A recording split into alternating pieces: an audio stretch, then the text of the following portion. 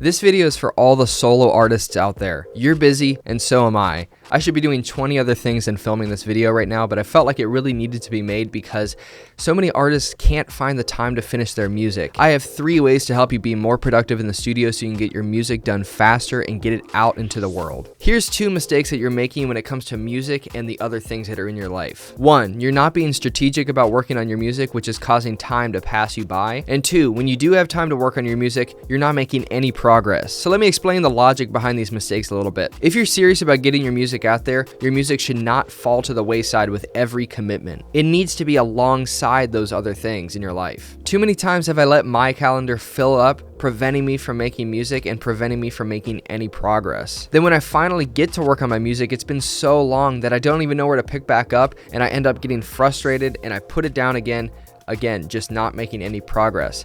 This doesn't have to be you though. When we go into the studio or we pull out that notebook and start writing some lyrics and we don't have a goal, what are we really expecting of ourselves? That we'll just stumble upon the final product and the perfect ending and we'll hit export and release it to the world? Maybe that's happened to you a couple times. It's definitely happened to me a couple times for sure, but that's not a sustainable way of making music, and if you're leaning on that to finish your music, you're going to be doing a whole lot of wandering. Have you ever heard of Parkinsons Law?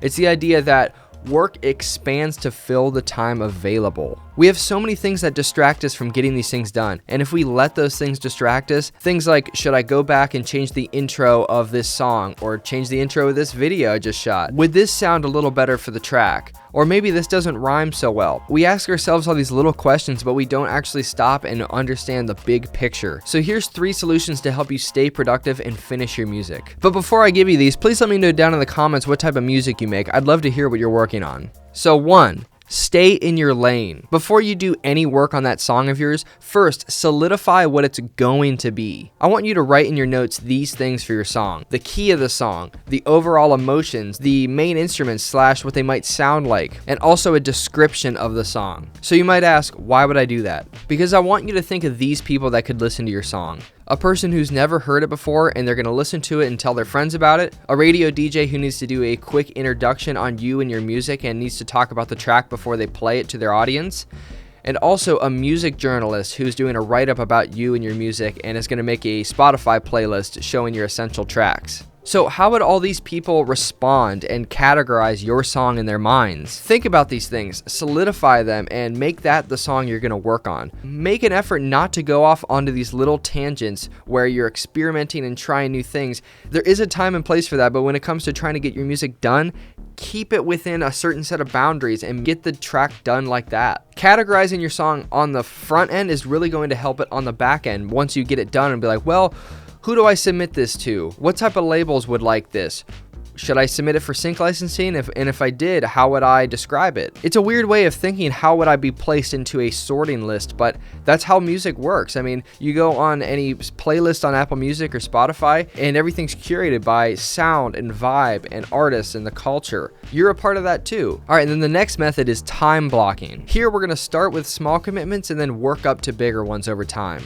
We have so many commitments. Why shouldn't your music be a commitment too? If you're watching this video, that means you want to make music and you want to get it out into the world. But if you keep letting the calendar just turn another page, it's never going to happen without you putting it in your schedule. Here's one idea for coming up with more time in the week. I know you've probably heard this before, but have you ever actually looked and analyzed your screen time in your phone? How much of it is productive work? I know you have to be on your phone for work and calls and texts, but what about those times when you open up the phone and you end up on TikTok and 15 minutes later, you're trying to work on a track, but now you're reading about the millennial pause or something like that? I've had this happen too many times to count, so I started to put time limits on my apps. But the bottom line is, you're doing a disservice to your progression if you don't prioritize your music and put it alongside the other things in your life instead of under the other things in your life. And sometimes that means we have to make changes and we have to give things up, and it feels like really hard work sometimes, but it's all part of the process, and it's going to help you progress over time by making these little changes and setting time for yourself to work on your music. So with the calendar, start with 1-hour time blocks. Try to find 1 hour a week where you're just working on your music, and when you do this, make these bite-sized actionable tasks. This could be saying, hey, I'm going to take 1 hour on Wednesday and finish the arrangement of the song.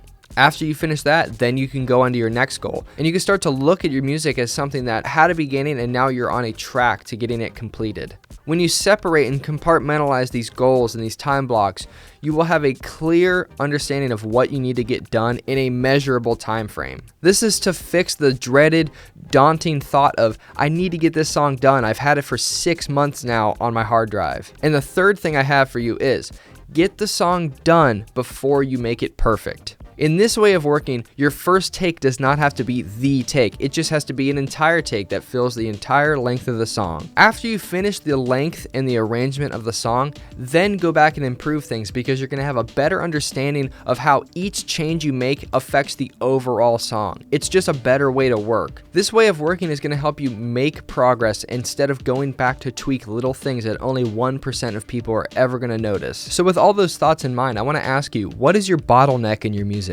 What is truly stopping you from getting your tracks out there? Those things that you find really difficult to work on, say like one part of it.